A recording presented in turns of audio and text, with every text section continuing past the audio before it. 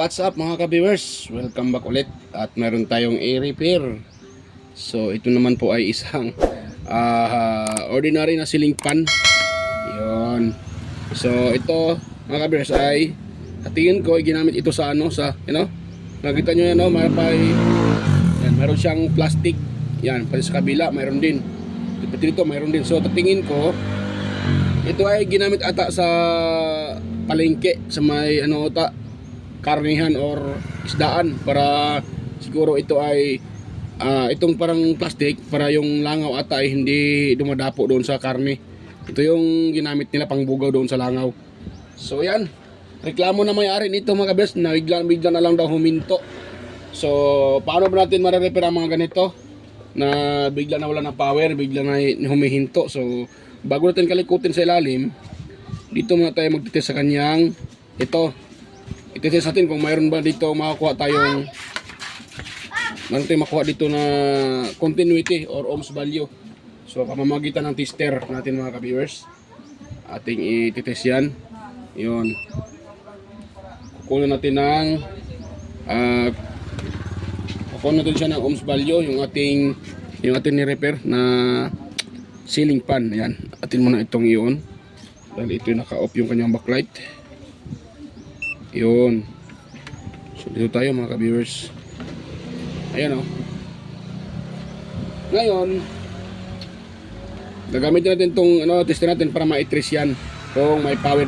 Yan ba itong continuity or ohms value or wala na. Ayan o. So wala siya, diba? So try natin ito i-on. Oh, wala. Nakalagay kasi dyan ay milliohms lang. So wala po yan mga ka-viewers. Milliohms. So wala siya. Yan o. So wala tayo na-read. Ibig sabihin maaring may problema doon sa ilalim or dito sa kanyang wirings. So ang next natin gawin mga ka-viewers, huwag natin i-plug dyan dahil wala naman tayo nakuha na, ibig sabihin wala tayo nakuha na ohms value. So hindi talaga gagana. So huwag natin i-plug. Dito tayo mga ka-viewers sa kanyang sa kanyang motor. I-open natin to. Meron itong mga screw.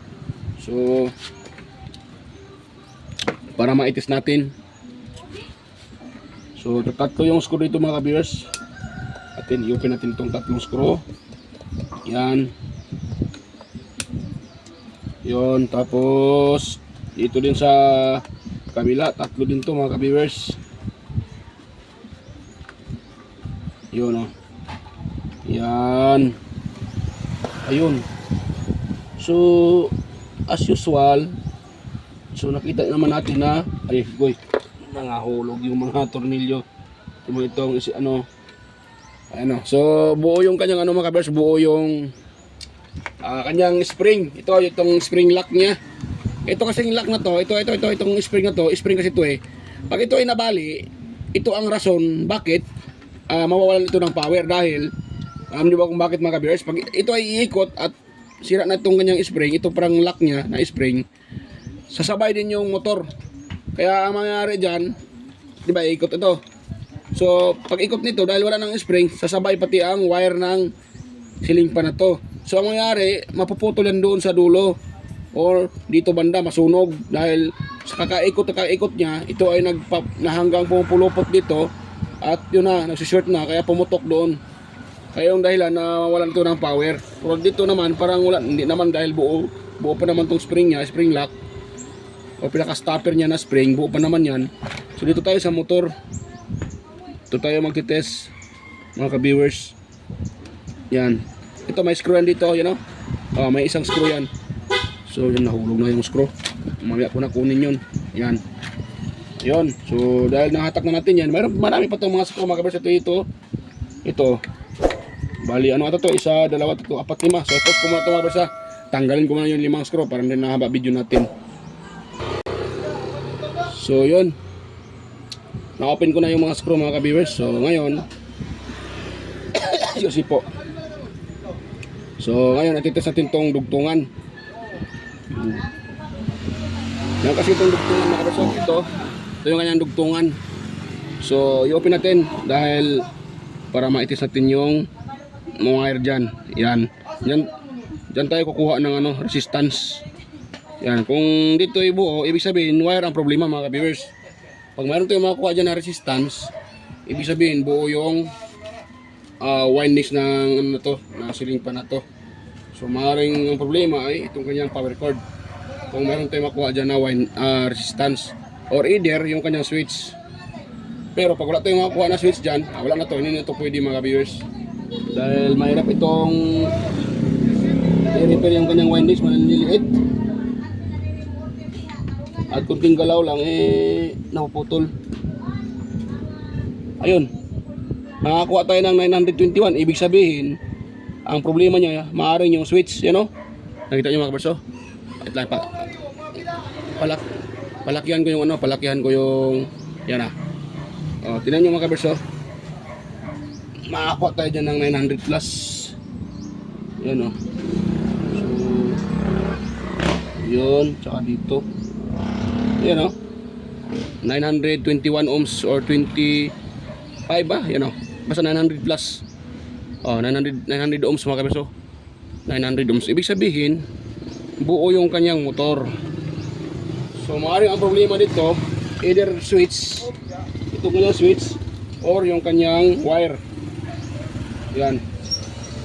So atin muna itong sa uli dahil buo naman pala yung motor nito. Kaguang na mamaya na pala. Magtitest pala tayo dito sa papunta dito. Baka naman wire ang problema. So para makatest tayo, wag muna natin sa uli itong ito. Magtitest pa tayo dyan. So ito muna yung aking i-open. Itong kanyang pinaka-switch. Yun. Tapos hirap ito mga kabars. Naka lang kasi ito naka-clip. Hirap siyang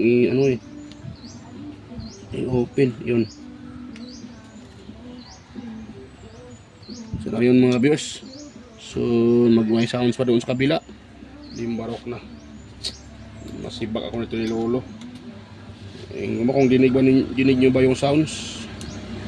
Basta ako dinig ko yung sounds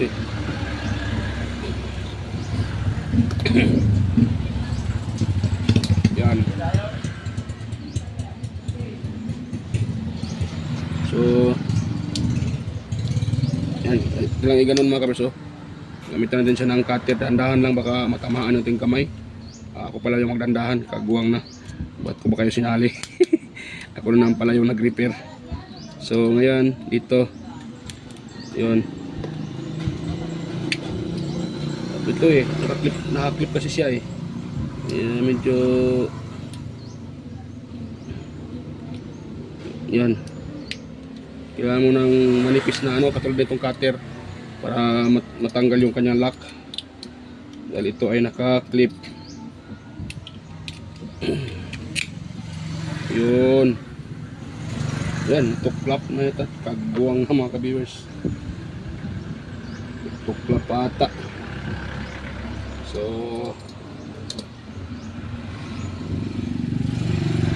nainis ako sa na to switch na to ito kadalasan nasisira to mga ka-viewers, itong switch na to. So try natin itong pagdugtungin itong na to. Yan, natin itong pagdugtungin. Dating i-shortcut, baka ito lang talaga yung problema. Ito. Huwag natin gamitin yung yung switch na yan. So ngayon, una natin siya ng yan natin, idikit na natin. Mamaya natin susuldahin yan. So punta tayo dito sa dulo, kukuha na natin ang resistance ito. Kung meron tayong makakuha ang resistance, ibig sabihin switch ang problema. Yan wala pa rin mga ka-viewers, wala. So wire ang problema. Yan bakit mayroon pa mababa lang. Wait lang ha, kung natin sa uli. 166 155 ano to, ito baba. Nako, dito sa dito tayo kukuha. Wait lang ha. So ito, hanapan natin ng connection dito. Kung meron ba, magbabasir ba ito dito, wala siya. Ito tayo sa kabila. Yan, magbabasir siya. Ibig sabihin buo yung linya na yan. Ngayon dito naman tayo sa itong blue hata. Yan, hatak pa, tama kabila siya dito. So dito tayo sa kulay blue. Yan, sa kulay blue tayo. Tapos yan, blue. Hanapin natin dito mga kabiyers yung kulay blue, itong blue. Kabila. So yan, may problema talaga sa wire mga kabiyers sa kulay blue.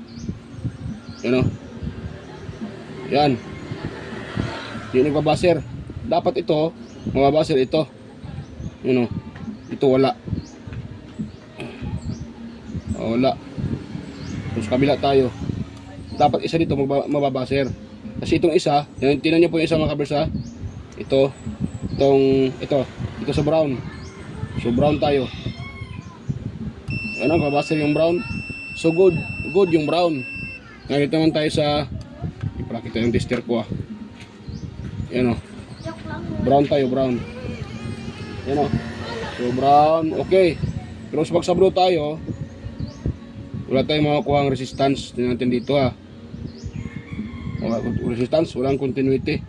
Wala So kahit itong dalawa, balik ta rin ko, walang mababaser dyan. Dahil sira yung wire sa blue. Yan. So ibig sabihin, kailangan natin maghanap ng ibang wire mga ka-viewers. Saka ako nito makahanap ng ibang wire mga ka-viewers. So wait lang, hanapon ako ng wire mga ka-viewers So yan, okay na mga ka-viewers. At na-assemble ko na. Yan, hindi ko na naipakita sa inyo ang pag-assemble. So yan, ipilitan ko na lang siya ng wire. Yan malaking wire para matibay. Yan ang ipinalit ko. So ito yung may-ari, nag-antay sa labas. So yan, i-testing natin to mga ka-viewers. Para maano natin. Ay, makita nyo na okay na. So yan pag ito ay salpak, gagana kaagad yan. Yan diba? Gumana siya kaagad mga ka-viewers. Diba, may ikot na. Yun. Diba? So okay na. Ayun, okay na siya mga ka-viewers. So success yung ating repair. So yan, kung meron kayo nakuha ang idea sa akin i-share. So huwag niyong kalimutang mag-subscribe. At pindutin yung notification bell, ilagay sa all para automatic ma-notified kayo. At huwag kalimutang mag-share sa iba para makatulong tayo sa mga gustong mag-DIY. So yan mga ka-viewers, bye-bye po at salamat sa inyong panonood. So bye-bye.